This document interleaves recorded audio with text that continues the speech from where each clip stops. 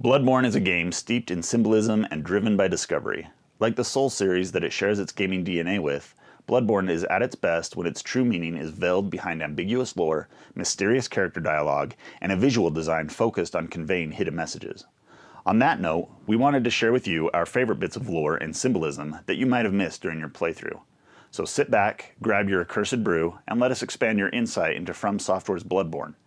This is Talons and Tentacles' top 10 favorite secrets and symbols found in Bloodborne.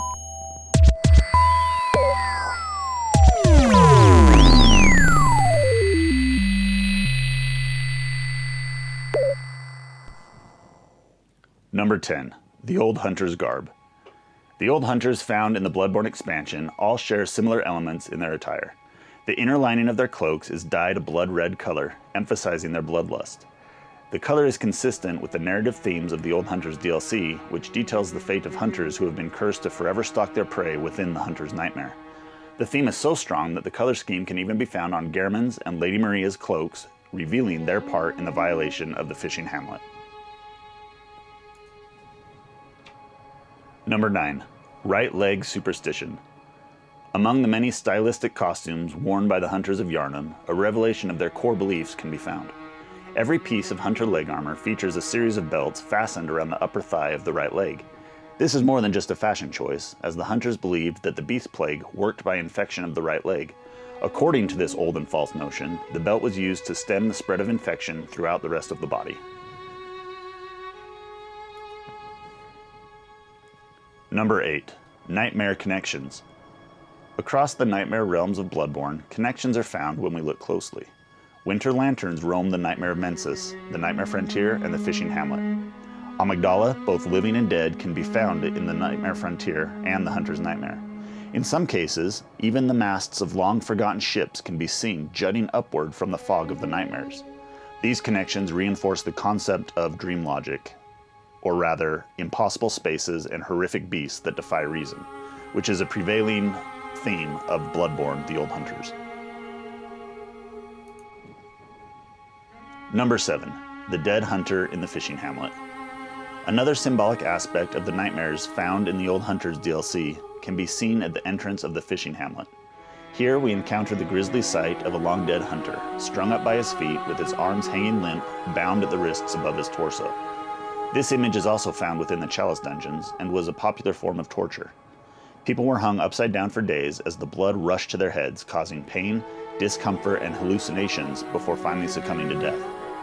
The corpse found in the fishing hamlet is unique because its head has been removed, leaving a headless body hanging in the salty air. But the corpse's message is simple: hunters are not welcome in the hamlet. The corpse also represents the theme of blood drunkenness. Hunters who succumb to their bloodlust will surely lose their heads. One final message of the corpse is the symbol that the body forms. It is the hunter's mark, a rune possessed by all hunters that connects them to the hunter's dream.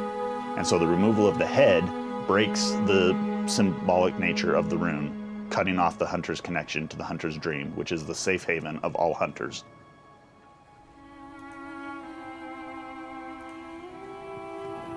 Number 6. The corpse pile below the church. The first boss arena of the Old Hunters DLC is aptly named the Corpse Pile. This area is the battleground during which we encounter Ludwig as a boss. Strewn around the area are countless corpses, some still writhing and anguished and doomed to suffer forever. The floor is flooded with the blood of innocents.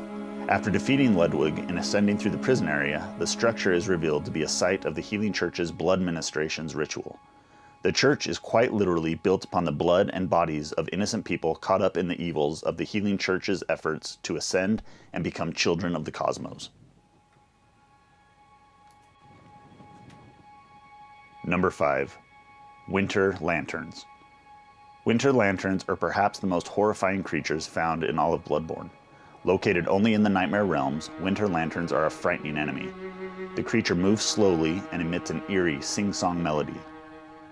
However, this behavior changes instantly when it spots the player, as it rushes quickly forward, and two massive fleshy arms erupt from its head as it tries to grab the player and deal massive damage.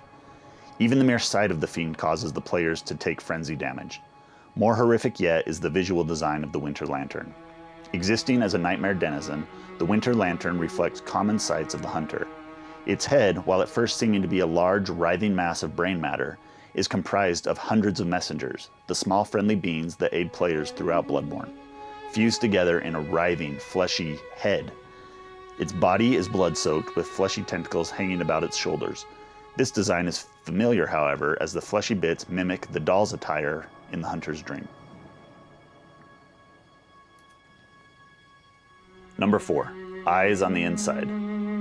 One of the central themes of Bloodborne is the idea of eyes on the inside. Quite literally, this adage means insight. The driving motivations of the Healing Church of Yharnam is to gain greater insight, or eyes on the inside, to ascend to a more cosmic plane of existence. The belief being that insight opens up the individual to communion with the great old ones of Bloodborne's lore. Interestingly, this idea of eyes on the inside is interpreted and utilized differently throughout the game. In the beginning, during the Healing Church's violation of the fishing hamlet, villagers were taken against their will to the research hall and experimented upon. Part of that experimentation involved dissection of the skulls in the hope that insight would be discovered. Due to the villagers' close proximity to a cosmic great one named Kaz, the horrific practice was done upon countless victims. However, far removed from the formal training of the Healing Church, the Witch of Hemwick attempted to find eyes on the inside for herself. A more ancient concept of finding insight, the witch used a scooping, scraping tool to literally pluck the eyes from her victims in a futile attempt to understand the Great One's knowledge. Not knowing what to do with the removed eyes, she resorted to sewing them to her cloak in a macabre fashion so that she could always keep the insight she had gained close to her. Other examples of this idea are seen throughout the game. Ludwig the Accursed has been transformed into a horrific monstrosity, and eyes can be seen lining the inside of his mouth as some type of twisted side effect of his blood-drunk nature. The church altar found in the Old Hunters expansion features a corpse laying prone upon it. The corpse's skull is broken open, and only after inserting a mechanism inscribed with the symbol of an eyeball can the player ascend into the research hall facility. Number 3. Lady Maria and the Doll. Lady Maria was one of the first hunters of Yharnam. She was a pupil of Gehrman, the first hunter, and she was known for her beauty, her combat prowess, and her merciful nature. After the hunter's assault of the fishing hamlet, Lady Maria was disgusted and guilt-stricken by her actions. She forsook her role as a hunter and lived out her life tending to the patients of the research hall. Cursed to forever live with her sins, she was eventually driven mad with guilt and took her own life. Her body was buried in the hunter's dream. At some point after her death, Gehrman, giving in to his particular mania and perverted lust for his former pupil, constructed the doll in Lady Maria's image. The doll bears a resemblance to the old hunter, and even comments on the feelings of loss once Maria is defeated within the astral clock tower of the hunter's nightmare.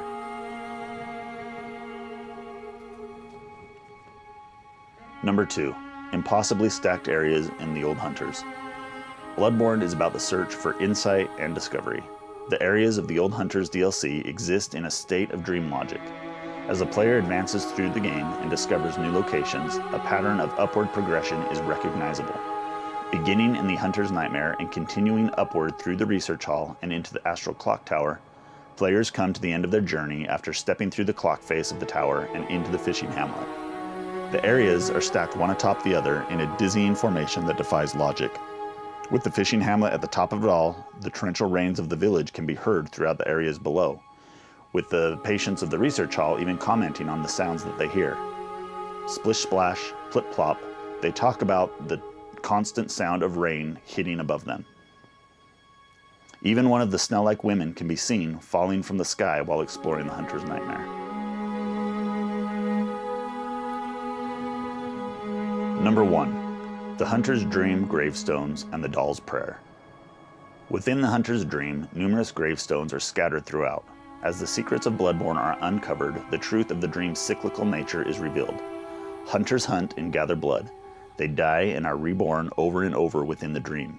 If the hunter gets to be too strong, they are eliminated by Gehrman's hand, and they awaken to a new day. Their memories of the dream forgotten, and the cycle begins again. With each death, a gravestone is left to honor the fallen hunter. Throughout the game, the doll can be seen praying at the graves of previous hunters. Perhaps a kinship is formed with the doll throughout the hunter's ordeal. Perhaps the doll has taken on a merciful aspect due to its connection with Lady Maria. Regardless of the reason, the doll feels the need to look over the fallen hunter's gravesite. So, there you have it. We've spent a lot of time with Bloodborne, and it's the kind of game that offers a deeply satisfying experience, with more secrets to uncover each time you play it. We loved our time spent in Yharnam, slaying beasts and discovering eldritch truths, and much like the old hunters, we're blood drunk for more.